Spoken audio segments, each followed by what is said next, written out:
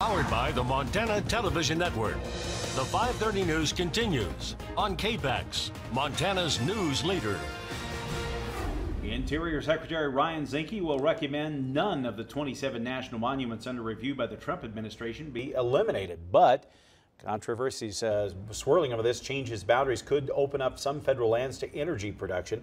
At the president's direction, Zinke earlier launched that review of the monuments. It was controversial because it might undo protections for millions of acres of federal lands, as well as limits on oil and gas or other energy production. Zinke promised none of the sites would revert to state or private ownership, and he added public access for hunting, fishing, or grazing would be maintained or expanded. President Trump acted on complaints that a century-old law had been misused to create oversized monuments that hindered energy development, logging, and other use. We did not get the opportunity to interview Zinke today about his decision during his visit to the Bitterroot Valley. Kalispell city leaders celebrate the recent growth and development of the Flathead Valley, but remain cautious of building up the area too quickly. MTN's Jack Ginsburg brings us more details from the Kalispell Chamber of Commerce's annual construction update today. The Chamber's event highlighted the tremendous amount of construction happening across the Flathead Valley in commercial, residential, and community-driven areas.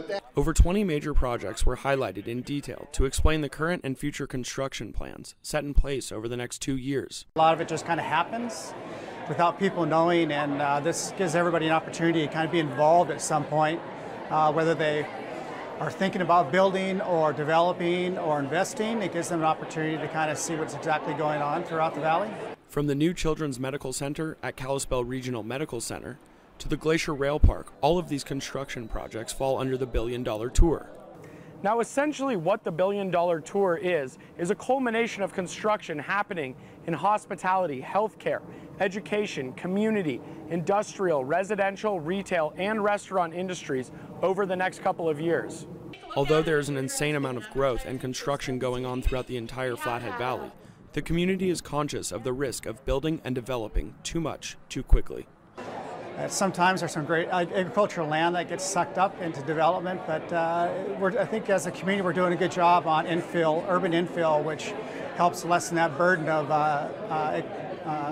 urban sprawl, really, of growing out too far too soon. CTA, a major architecture and engineering firm invested in the Flathead Valley, sees an opportunity to develop while also using cleaner energy. There's a lot of opportunity for sustainable energy, and we feel we're on the leading edge and continue to promote it as best we can. Reporting in Kalispell, Jack Ginsburg, MTN News. U.S. Census Bureau says Kalispell continues to have one of the fastest growth rates in Montana. We'll be back with a look at our weather. Stay tuned.